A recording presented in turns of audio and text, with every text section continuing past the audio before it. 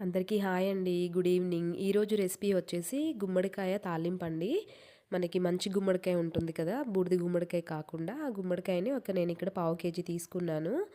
ఈ కర్రీ చేయడం చాలా సింపుల్ అండి. జస్ట్ తాలింపు అంతే. ఎటువంటి మసాలాలు అవసరం లేదు.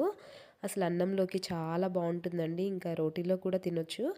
ఈ పావు కేజీ గుమ్మడికాయని నేను పీల్ ఆఫ్ చేసేసుకొని అలా చిన్న ముక్కలుగా కట్ చేసి పెట్టుకున్నాను. దాని తర్వాత ఒక ప్యాన్లో 2 స్పూన్ల ఆయిల్ తీసుకొని జస్ట్ ఆయిల్ కూడా ఎక్కువ అనేది పట్టదండి. అసలు చాలా హెల్దీ అనమాట. నాకు ఈ మధ్యనే తెలిసింది గుమ్మడికాయ అనేది మన మెంటల్ హెల్త్ కోసం చాలా హెల్ప్ అవుతుందంట. ఇంకా మనకి హార్మోన్స్ ఇన్‌బ్యాలెన్స్‌లో కూడా చాలా హెల్ప్ చేస్తుందంటండి. మనకి తెలిసిన విషయమే, ఎలాగో ఫైబర్ అనేది చాలా ఎక్కువ ఉంటుంది గుమ్మడికాయలో. సో ఇవి అండి హెల్త్ బెనిఫిట్స్ వచ్చేసి.